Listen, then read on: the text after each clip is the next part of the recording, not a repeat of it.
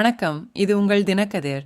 அதிமுக பொதுச் செயலாளர் எடப்பாடி கே பழனிசாமி புதன்கிழமை தமிழ்நாடு காங்கிரஸ் தலைவர் கே செல்வப்பெருந்தகை தனது கட்சிக்கு அளித்த உறுதிப்பாட்டை கேள்வி எழுப்பினார். மேலும் திமுக காங்கிரஸை நியாயமற்ற முறையில் நடத்துவதாக குற்றம் சாட்டினார். கூடலூரில் பிரச்சாரம் செய்த இபிஎஸ் திமுக தலைமையிலான கூட்டணிக்குள் காங்கிரஸ் ஓரங்கட்டப்படுவதாக கூறினார். பல காங்கிரஸ் தலைவர்கள் திமுக அதிகாரத்தை பகிர்ந்து கொள்ள வேண்டும் என்றும் 234 சட்டமன்ற தொகுதிகளில் பாதியை காங்கிரசுக்கு ஒதுக்க வேண்டும் என்றும் கோரி வரும் நிலையில் செல்வப்பெருந்தகை வேறுபட்ட நிலைப்பாட்டை எடுத்துள்ளதாக அவர் சுட்டிக்காட்டினார்.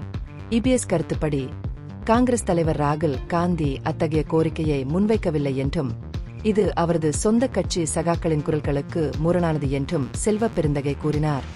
செல்வப்பெருந்தகையின் அரசியல் பயணத்தையும் இபிஎஸ் விமர்சித்தார். அவர் காங்கிரஸில் சேருவதற்கு முன்பு பல கட்சிகளுக்கு மாறியதாக கூறினார்.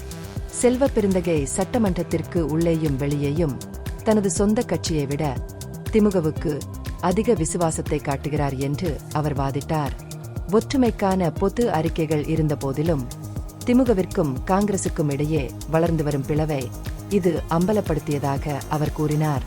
தனது கட்சியின் மீது நம்பிக்கை வைத்துள்ள பழனிசாமி கூட்டணிகளை நம்புவதற்கு பதிலாக தமிழக மக்கள் மீது அதிமுக நம்பிக்கை வைத்துள்ளதாக கூறினார். 2026 சட்டமன்ற தேர்தலில் அதிமுக தலைமையிலான கூட்டணி மீண்டும் ஆட்சிக்கு வரும் என்று அவர் உறுதியாக தெரிவித்தார்.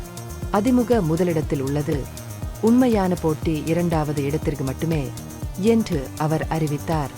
அதிமுக பாஜகவுக்கு அடிபணிந்து செயல்படுகிறது என்ற முதல்வர் ஸ்டாலினின் விமர்சனத்திற்கு பதிலளித்த பழனிசாமி அந்த குற்றச்சாட்டை நிராகரித்தார். முன்னாள் முதலமைச்சரும் கட்சியின் நிறுவனருமான எம்.ஜி.